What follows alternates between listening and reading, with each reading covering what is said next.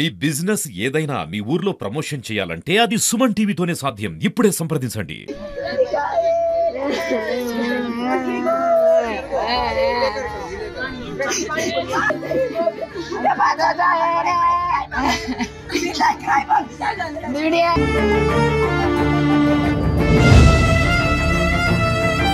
కొద్దిగా నాకు పైసలు అడిగాను సార్. లాకర్లో నీకు కూడా తెలుసు కదా, నీకు చెప్పినా కదా. ఈ రోజు మాత్రం ఇలాంటి పని చేసుకున్నాను.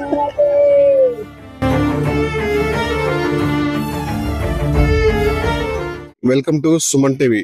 ప్రస్తుతానికి మనం మహబూబాబాద్ జిల్లా కేసంద్ర మండలం బేరోడ గ్రామంలో ఉన్నాం.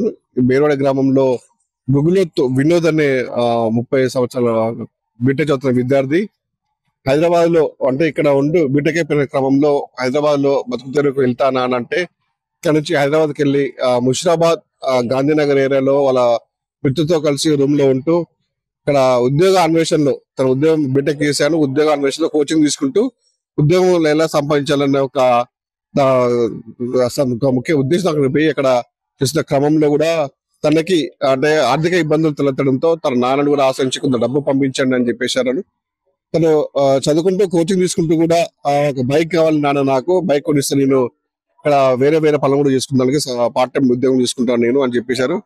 దీనికి అంగీకరించినటువంటి తండ్రి కూడా వాళ్ళ చెల్లె వాళ్ళు కూడా హైదరాబాద్ ఉంటారని తెలిసింది. వాళ్ళ చెల్లె పేరు మీద కూడా బైక్ కూడా కొనుగోలు చేసి ఆ బైక్ ద్వారా కూడా ర్యాపిడ్ ద్వారా కూడా తన డబ్బు సంపాదించుకుంటా అని చెప్పి ఒక చిన్న ఆశతో పోవడంతో ఈ విధంగా నడుస్తున్న క్రమంలో కూడా ఒక ఆర్థిక ఇబ్బందులు తలెత్తడంతో తను ఉన్నటువంటి గాంధీనగర్ లో రూమ్ లో ఉంటున్న క్రమంలో ఆ మిత్రులు బయటకు పోయిన సమయంలో చూసి తను అంటే ఫ్యాన్ కి ఉరేసుకుని చనిపోయాడు. దీంతో పాటు అక్కడ మిత్రులంతా తోటి బంధువులు మిత్రులంతా కలిసి అక్కడ తనని అక్కడ తీసుకొని అక్కడ కేసు నమోదు చేసి ప్రస్తుతం పోస్ట్ మార్టం చేశారు. అక్కడ నుంచి బాడీ కూడా మహబూబాబాద్ తరలించే ప్రయత్నం చేస్తున్నారు. ఈ విషయం ఎక్కడైతే వినోద్ చనిపోయాడనే వార్త తెలుసుకున్నటువంటి ఈ కుటుంబ సభ్యులు కానీ తండావాసులు కానీ వేరే గ్రామంలో మొత్తం విషాద ఛాయలు అలుముకున్నాయి. మన ప్రస్తుతం విజువల్స్ గురించి మన ప్రస్తుతం ఇక్కడ వినోద్ ఇంటి దగ్గర ఉన్నాం. ఈ వినోద్ ఇంటి దగ్గర బంధువుల రోదనలు మాత్రం అందరు మిన్నెడుతున్నాయి. అందరు కూడా అంటే తను ఎదిగి తనకి మాకు వస్తాడు, మాకు చేతకు ఆయన కొడుకు మాకు వస్తాడు, మా కష్టకాలంలో పాలు పంచుకుంటాడు, మాకు అన్నిటికీ తననే వస్తాడని చెప్పేసి ఆలోచించిన క్రమంలో ఒకసారిగా తన కొడుకు చనిపోవడంతో మొత్తం ఇక్కడ అందరూ మృత్యు పడ్డ సందర్భం చూసి అందరూ మొత్తం కన్నీటి పరేమవుతున్న సందర్భం అందరినీ కలిసి వేస్తున్నాయి. తండ్రుల మొత్తం విషాద చాలా అనుకున్నాయి. ప్రస్తుతానికి మనతో మాట్లాడడానికి వాళ్ళ వినోద్ వాళ్ళ నాన్నగారు వాళ్ళు అడిగి తెలుసుకున్నాం. సార్ చెప్పండి, అసలు ఏమైంది సార్, అసలు ఏమైందండి, అసలు ఏమైందండి అసలు? సార్ మొన్న వచ్చాడు, 2020 ఇక్కడ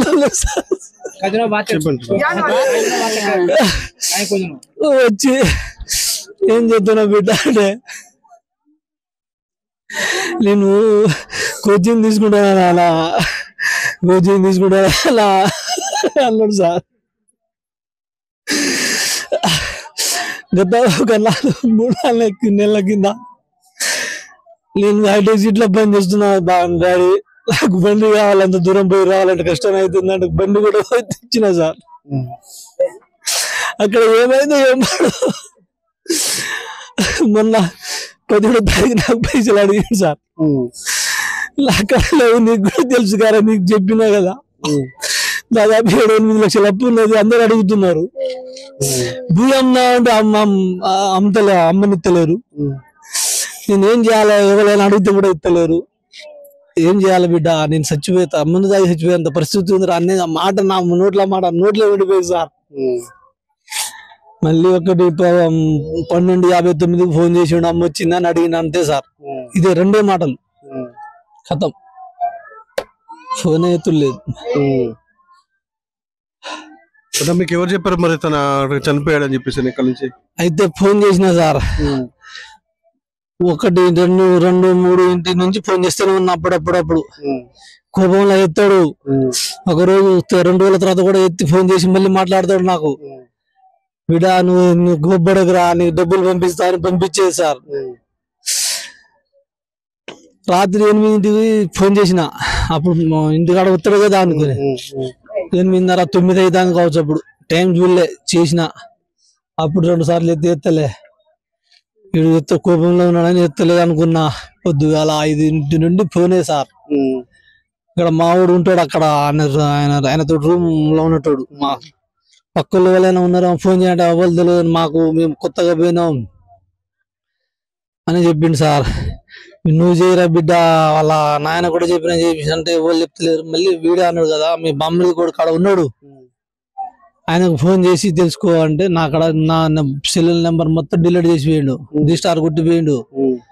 ఎవరికైనా ఫోన్ చేస్తాడు అనుకోని మళ్ళీ మా బామ్మడికి ఫోన్ చేసి ఆయన నెంబర్, మా బామ్మడి కొడుకు నెంబర్ అడుక్కొని చెప్పి ఫోన్ చేసిన సార్. ఈయన ఫోన్ ఎత్తలేడు, అసలు ఏమైందిరా పోయి చూడిపోరా అంటే చూసిండు సార్. అప్పటికే ఊరేసుకొని ఉన్నాడట.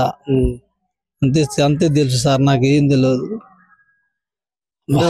చనిపోయింది అబ్బాయి అంటే ఆర్థిక పరిస్థితుల కారణమే, ఇంకా వేరే కారణాలు ఉన్నాయంటారు? వేరే కారణాలు మాకేం తెలియదు సార్. అక్కడ ఆయనే ఉంటాడు. నేను మన కరోనా టైంలో జాయిన్ చేసి ఇచ్చిన. మన 22వ తారీఖు 23వ తారీఖు వాళ్ళ అమ్మ పోయి తోలు వచ్చింది. వీటికి ఎక్కడ ఏ ఊర్లో చేసిన? మల్లారెడ్డి కాలేజీలా, కండిమేశంలా. ఇక్కడ ఈ హుస్నాబాద్ గాంధీనగర్ లో నాకు తెలియదు, ఆయన వచ్చింది. మనకు తెలియదు సార్, హైదరాబాద్ అక్కడే ఉంటాను అనుకున్నా నేను. అని ఇక్కడ వచ్చింది. ఇట్లా ఏం చేస్తారు ఏం పోవడం మనకు తెలియదు సార్.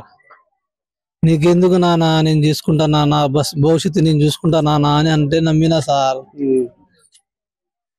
ఒకడైనా ఇంకా మీకు బిడ్డలు రాచెల్లు? దానికి ఒకటే కొడుకు, పెద్ద బిడ్డ, వీడు చిన్నోడు. బిడ్డ పెళ్లి చేసిన సార్. బండి కూడా అంటే అక్క కొనిచ్చింది దానికి? నేను చెప్తేనే కొనిచ్చింది. కొని బిడ్డ వాడు మరి మళ్ళీ ఒకటే కొడుకు అయితే సర్లే నాన్న అని కొనిచ్చింది. కొనిచ్చింది సార్. ఈఎంఐ కట్టకుండా మా అల్లుడు కూడా ఏమనలే, వీళ్ళ నేను వడ్లు అమ్ముతా అప్పుడైనా పంపిస్తా కానీ ఆగంటే ఆయన కూడా ఆగిండు. నాకు రూమ్ కిరాయి పైసలు కావాలంటే ఇక్కడ వడ్లు కూడా అమ్ముడు పోలేదు ఏందిరా అని అన్నా. నా బతుకు బస్ స్టాండ్ కొంచెం ముందు దాగి చచ్చిపోయే పరిస్థితి ఉందిరా, అప్పులలో ఇలా గీయాల మాట పోతుంది అని చెప్పినా కానీ మాట మళ్ళీ నాకు మాట తిరుగు మాట మాట్లాడలేదు. ఆయన ఫోన్ ఎత్తలే. చూసారు కదా అంటే అప్పులు ఉన్నవి, అప్పులు తీర్చడంలో కూడా చాలా ఇబ్బందులు ఉన్నవి. భూమి అమ్ముదామన్నా కూడా ఇంక వేరే కనీసం అంటే మన కూలికి వెళ్ళి కూడా కూలీ నాలు చేసుకుని కూడా మన అప్పులు తీర్చుకుందాం అని చెప్పేసి కూడా తను ఉన్నావు. నువ్వు మాత్రం సంతోషంగా ఉండు, అక్కడ ఉండు నాన్న, నీకేం ఇబ్బంది లేదు, నేను కష్టపడి చేసుకుని నిన్ను సాదుకుంటా నాన్న అని చెప్పేసి తండ్రికి ధైర్యం చెప్పి కూడా తను అక్కడ హైదరాబాద్కి వెళ్ళి పని చేసుకునే సందర్భంలో కూడా ఈ బలవన్మానానికి పాల్పడంతో మన అందరూ విషాదాలను కూడా మనం చూసుకోవచ్చు. ప్రతి ఒక్కరు కూడా కంటనీరు పెడుతున్న సందర్భం కూడా ఉంది. అసలు మరి ఏం చేస్తున్నారో, మరి అసలు ఏం జరుగుతుంది అనేది కూడా ఒకసారి వాళ్ళ బంధువులు ఉన్నారో వాళ్ళు అడిగి మాట్లాడే ప్రయత్నం చేద్దాం. వాళ్ళ చెల్లి ఉంది, వాళ్ళు అడిగి చూసుకుందాం. ఏం జరిగింది తల్లి? ఏం జరిగింది తల్లి? నువ్వు మీ తమ్ముడికి నువ్వేనా బండి కూడా వచ్చింది? నేనే. ఏం జరిగింది అసలు? ఏం జరిగిందో ఎవరికి ఏం చెప్పలేదు. ఇంట్లో అప్పుల వల్ల మా నాన్న ఏమన్నాడో ఎవరికి ఏం తెలియదు. మా ఉన్నడే ఒక్కడు తమ్ముడు, ఏదంటే అది ఇప్పించే నాన్న. అంటే ఇప్పుడు బీటెక్ చదువుకుంటున్నా కూడా అక్కడి నుంచి జాబ్ చేస్తాడు. జాబ్ చేసి నాన్న నీకు ధైర్యం చెప్తా, నేను కుటుంబాన్ని పోషిస్తుంటా అని చెప్పి ధైర్యం చెప్పిపోయినాడు. ఇవాళ ఇట్లా చనిపోయింది, ఇట్లా ఎందుకు మాకే అర్థం కావట్లేదు. అర్థమైంది ఆయనకి, మా బావకి అంత టార్చర్ పెట్టినారు అప్పులోళ్ళు అందరు.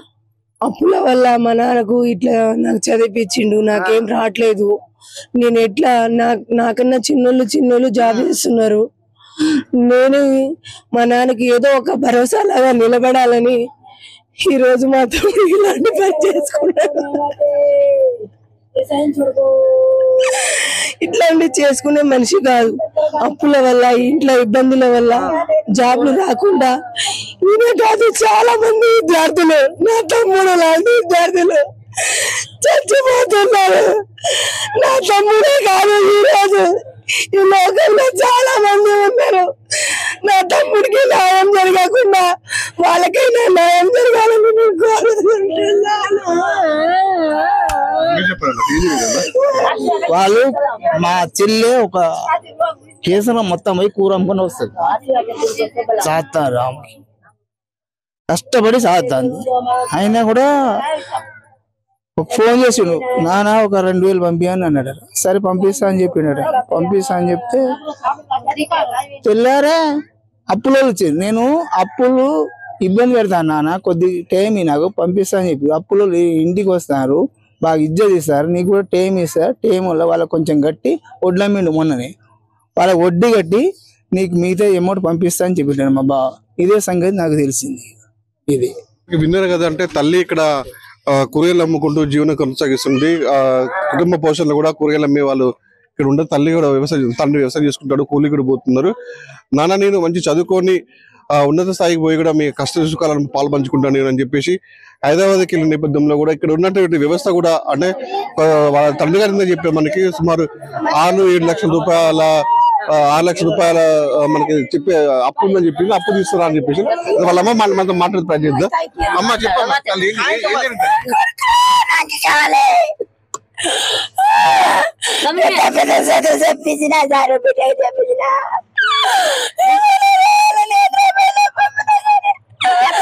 అట్లా చచ్చిపోతాడు నిందలే చెప్పలే మాకి.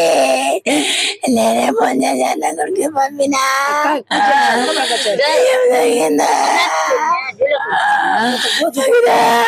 నేనే పంపించిన సార్. పైన ఉన్నది రూము, ఆ రూమ్ నాకు నచ్చలేదు అసలే, బాగా గై ఉన్నది. ఆ రూమ్ లో పెద్ద పెద్ద జమాలు ఉన్నాయి.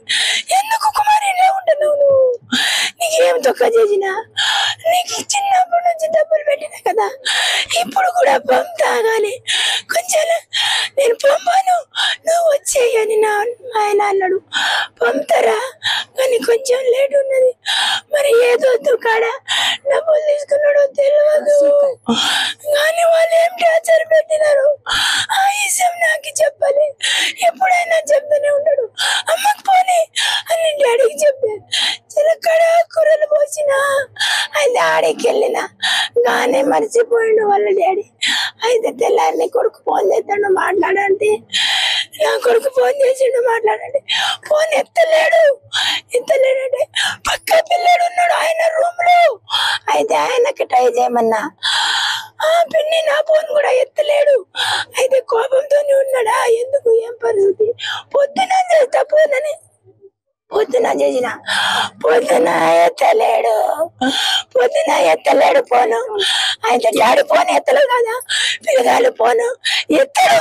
మమ్మీ చేపిస్తున్నది ఫోను, మమ్మీతోనే మాట్లాడతా, మమ్మీకి వెళ్ళాడు. మమ్మీ అయితే బాగలేదని ఎత్తలేడు. నేనే దగ్గర తెలకాడ ఉరికినా అన్న కొడుకు ఫోన్ చూస్తారు కదా పాప వాళ్ళ గుండెల విషయాల కన్నీరు వినిపిస్తున్నారు.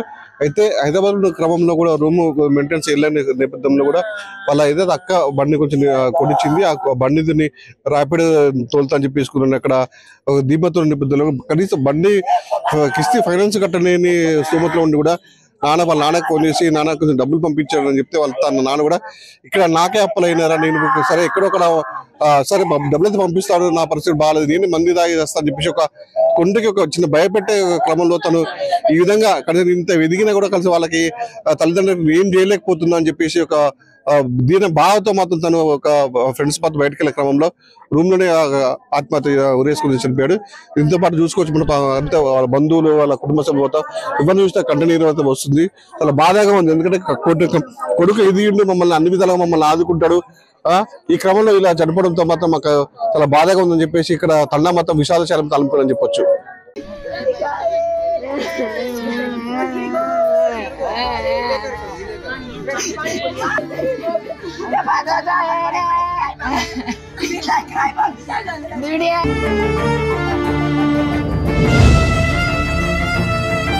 పొద్దుడు నాకు పైసలు అడిగాను సార్, లేవు నీకు కూడా తెలుసు కదా, నీకు చెప్పినా కదా. ఈ రోజు మాత్రం ఇలాంటి పని చేసుకున్నాను.